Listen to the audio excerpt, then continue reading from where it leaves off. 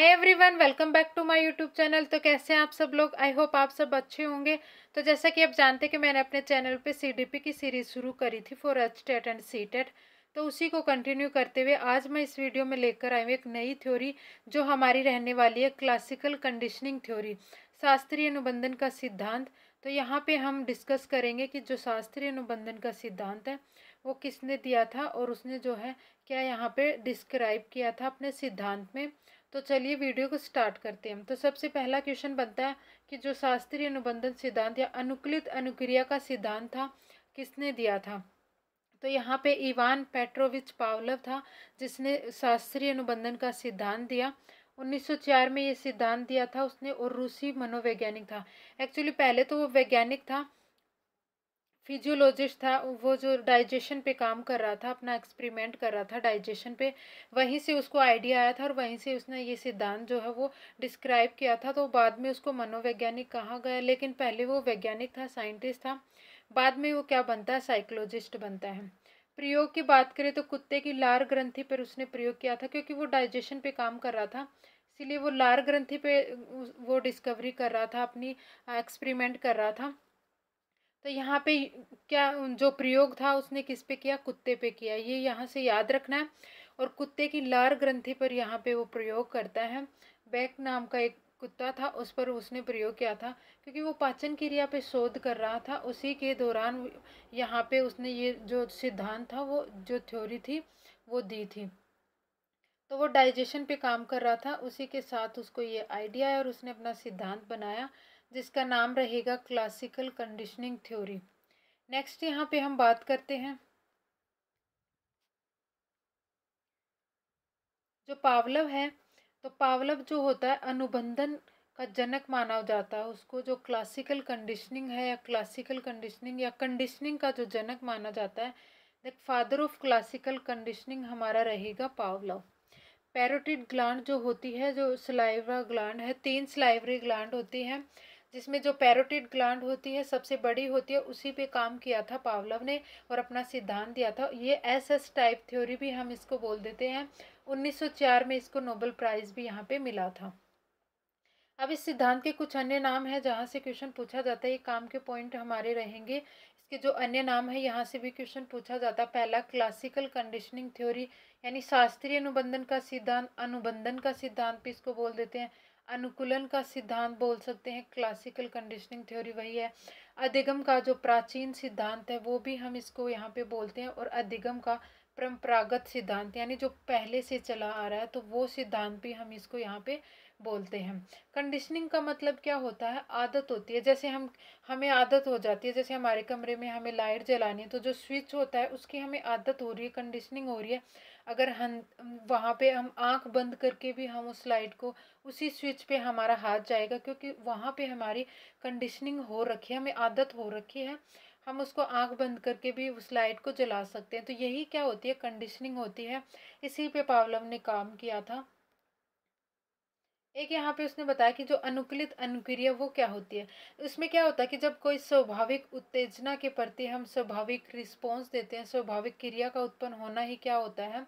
अनुकूलित अनुक्रिया होता है। जैसे हम मिठाई को देख करके हमारे मुंह में लार का आना, तो वो स्वाभाविक क्रिया होती है, एक जो अनकंडीशनल रिस्पॉन्स होता है जो हम देते हैं। जैसे भी हम कुछ भी खाने की चीज़ देखते हैं तो हमारे मुंह में लार आ जाता, पानी आ जाता, तो वो एक रिस्पॉन्स होता है। और जिसको देख करके हमें जो रिस्पॉन्स हमने किया है वो हमारा स्टिमुलस होता है, उद्दीपक होता है। तो उसने यहाँ पे कुछ टर्म्स यूज किए थे जो हमें याद रखनी है, क्योंकि यहाँ पे फुल फॉर्म पूछ ली जाती है इनकी भी। तो यूसीएस क्या रहेगा हमारा? अनकंडीशनल स्टिमुलस, यानी जो एस स्वाभाविक हमारा यहाँ पे, ये याद रखना हिंदी और इंग्लिश में। हिंदी में ये स्वाभाविक होगा, इंग्लिश में अनकंडीशनल स्टिमुलस हो जाएगा। दूसरा यहाँ पे हमारा रहेगा यूसीआर। यूसीआर का मतलब क्या हो जाएगा? Unconditional response. सीएस का मतलब कंडीशनल रिस्पॉन्स रहेगा यहाँ पे। सी एस का स्टिमुलस हो जाएगा, सॉरी, सी आर यहाँ पे हो जाएगा हमारा कंडीशनल रिस्पॉन्स। सी एस रहेगा स्टिमुलस और आर हमारा यहाँ पे सी आर रह जाएगा, रिस्पॉन्स हो जाएगा। उसने जो अपना सिद्धांत दिया था तो 3 चरणों में दिया था, यानी 3 अलग-अलग सिचुएशन उसने, 3 अलग-अलग स्थितियाँ उसने उस डॉग के सामने रखी थी। फिर उसने अपना सिद्धांत बनाया था। तो इस तरह का सेटअप उसने लगाया था। ये यहाँ पे डॉग का, पावलोव का एक्सपेरिमेंट है जो डॉग पे उसने किया था। और जो पैरोटिड ग्लैंड थी, यहाँ से एक ट्यूब के साथ उसको जोड़ देता है और वो उसको एक कंटेनर में लगाता है और वहाँ पे वो उसको मेजर करता है कि वो कितनी वहाँ पे सलाइवा जो है वो सिक्रिएट कर रहा है। यहाँ पे इसने घंटी लगाई है। यहाँ पे मीट का पाउडर उसने यूज किया था। तो ये भी स्टिमुलस क्या यूज किया था, तो ये भी पूछ लिया जाता है। तो मीट पाउडर उसने यहाँ पे यूज किया था। अब हम देखेंगे कि उसने कौन कौन सी सिचुएशन वहाँ पे अप्लाई करी थी। तो सबसे पहले वो क्या करता है, उसको भोजन देता है, जो कि हमारा यूसीएस है। यूसीएस देगा उस कुत्ते को और कुत्ता वहाँ पे क्या करेगा, यूसीआर, यानी वो वहाँ पे स्वाभाविक रिस्पॉन्स देगा। यानी उसके मुंह से जो है वो लार टपकने लग जाएगी उस खाने को देखते ही। तो वो उसका नेचुरल रिस्पॉन्स है, वहाँ पे कोई कंडीशनिंग नहीं है, क्योंकि हमने जो स्टिमुलस यूज किया है वो अनकंडीशनल यानी अस्वाभाविक हमारा यहाँ पे स्टिमुलस रहेगा। तो यहाँ पे क्या करेगा, वो क्या करेगा, उसमें लार यहाँ पे स्रावित करेगा। तो वो स्वाभाविक है, नेचुरल है, नेचुरल रिस्पॉन्स है यहाँ पे। सेकंड वो क्या करेगा, फिर वहाँ पे न्यूट्रल स्टिमुलस का भी यूज करेगा और जो अनकंडीशनड स्टिमुलस था वो भी उसको देगा, यानी भोजन देगा और उसके साथ में वो घंटी बजाएगा। तो घंटी बजाता है तो उसके मुंह से लार नहीं आती, क्योंकि वो न्यूट्रल स्टिमुलस है, अभी तक वो कोई कंडीशनिंग नहीं हुई है। लेकिन वो यहाँ पे भोजन को देख करके उसके मुंह में लार जो है वो टपकती है, वो स्वाभाविक क्रिया करता है यहाँ पर भी। लेकिन वो क्या करता है, इस ये जो हमारी क्रिया है उसको वो बार बार दोहराता है, यानी घंटी बजाता है फिर उसको खाना देता है, फिर से घंटी बजाता है फिर से उसको खाना देता है, फिर से घंटी बजाता है फिर से उसको खाना देता है। यानी उस घंटी की उस खाने के साथ वो कंडीशनिंग कर देता है, उस लार के साथ उसको कंडीशन उसकी कर देता है। बाद में उस कुत्ते को क्या होता कि पता चलता था घंटी बजते ही खाना मिलेगा, घंटी बजते ही खाना मिलेगा, यानी उसने घंटी बजाई, कुछ सेकंड बाद उसको खाना दे दिया। ये बार बार ये क्रिया उसको वो दोहराता है उस कुत्ते के ऊपर।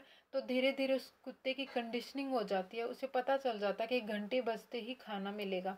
तो ये यहाँ पे उसने किया। तो उसके बाद भी वो क्या करेगा, घंटी बजते ही उसमें लार जो है वो टपकने लग जाती है, यानी लार के साथ उस घंटी की कंडीशनिंग हो गई है, उसको पता चल गया जैसे ही घंटी बजेगी खाना आएगा।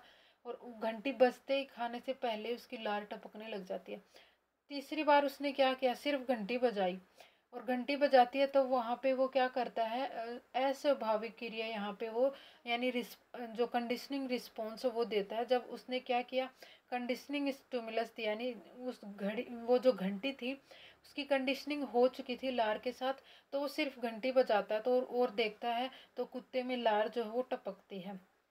फिर से घंटी बजाता है फिर से उसमें लार टपकती है। यानी यहाँ पे ये कंडीशनिंग हो गई है। अस्वाभाविक उद्दीपक देने पर भी वो क्या कर रहा है, अस्वाभाविक रिस्पॉन्स कर रहा है, वहाँ पे अस्वाभाविक क्रिया कर रहा है।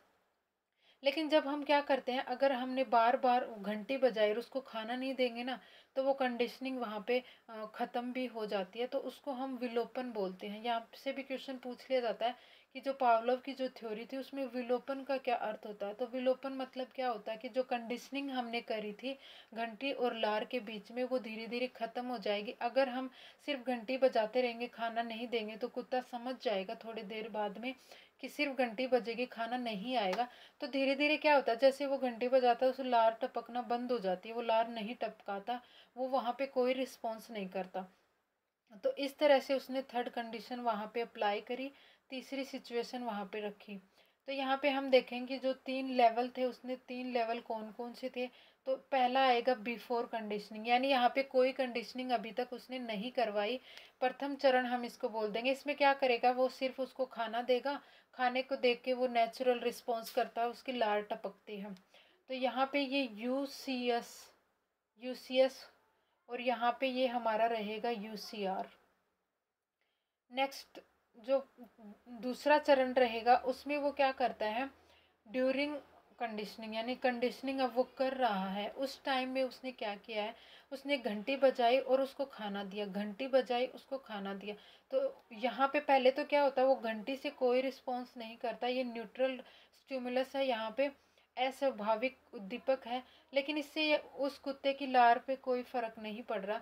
वो सिर्फ खाना देख करके उसकी लार यहाँ पे टपक रही है, वो स्वाभाविक अनुक्रिया कर रहा है। लेकिन वो साथ साथ ये बार बार करता है, घंटी बजाता है, फिर उसको खाना देता है, फिर उसकी लार टपकती है, फिर से घंटी बजाता है, फिर से उसको खाना देता है, घंटी बजाते ही खाना देता है।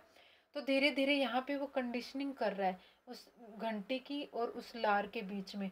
फिर थोड़े टाइम के बाद क्या होता है कि जैसे ही घंटी बजाता तो वो लार टपकाता है, यहाँ पे कुत्ता जो है उसकी लार अपने आप टपकने लग जाती है, यानी यहाँ पे कंडीशनिंग हो चुकी है।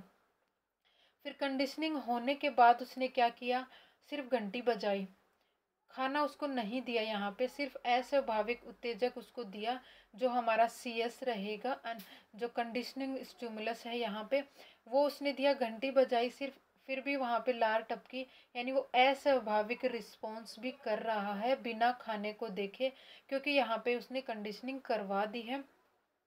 जैसे घंटी बजाएंगे और उसकी लार टपकेगी, तो वो क्या कर रहा है, यहाँ पे अस्वाभाविक रिस्पॉन्स दे रहा है अस्वाभाविक उत्तेजक के अगेंस्ट। धीरे धीरे क्या करता है, जब उसको खाना नहीं मिलता तो ये कंडीशनिंग ख़त्म भी हो जाती है, जिसको मैंने बताया विलोपन बोलते हैं। तो यहाँ पे CS क्या है, CR क्या है, और UCS और UCR, ये इनकी जो फुल फॉर्म है ये याद रखनी है हमें, यहाँ से क्वेश्चन पूछा जाता है, ये इम्पोर्टेंट यहाँ से रहेगा। तो आज की वीडियो में इतना ही, मिलते हैं नेक्स्ट वीडियो में। आई होप आपको वीडियो पसंद आया होगा। अगर वीडियो पसंद आया तो वीडियो को लाइक शेयर सब्सक्राइब जरूर करें। Thanks for watching my video.